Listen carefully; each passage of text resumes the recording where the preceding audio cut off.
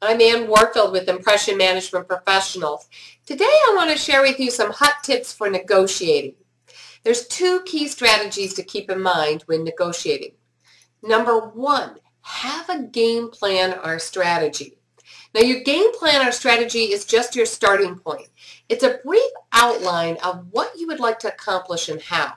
So don't think of it as a rigid notebook that is to be applied throughout the negotiation. It's instead a guideline. See, I like to think of negotiating as kind of like dancing in the rain. It's going to be a movement and things are going to change depending on what the other person did. So keep that fluidity for yourself. Remember that you're working with another human being and someone who doesn't appreciate being backed into a corner any more than you would. So set a strategy with clear goals and possible tactics, but be willing to revise it as the circumstances and interests warrant it. Now, number two, begin with the right mindset. This is really important. I find that even the word negotiation starts NEG, negative. Most people think I'm going to win. Matter of fact, similar philosophies you hear out there are win-win. But the implication behind all of that is that it's a game that we're playing, and the strategy is to win the game. So we end up bringing all of our armor into it. So we go into negotiations, and I find two predominant thoughts usually follow.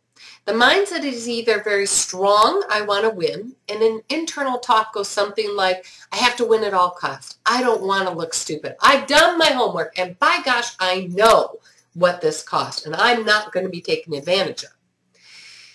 Now, what it implies is that the other person's going to rip you off, and your whole energy needs to be sent making sure you're not being ripped off. So think of that energy coming into the room. The second one is where people walk in too soft. Their mindset is, please, please, please, just be reasonable and give me XYZ without any hassle. I really don't want to fight with you. And that mindset tends to assume that the other person's going to manipulate us and take over us. It also implies that you're not of value to get what you want out of the negotiation. So underneath both of them, it has a faith in you, but not in the other party. So you want to revise that. It really sets the negotiation right off to be difficult. If you believe the other party will try to take advantage of you, then you actually lose the biggest edge, the perception that the other person will do anything they can to help you. You need to start with the mindset that you're both here to achieve a mutual outcome, and we just need to figure out how to remove the barriers to get to that outcome. Trust me, people can tell whether you believe in the best or worst of them. And here's the secret. They'll try to live up to either expectation.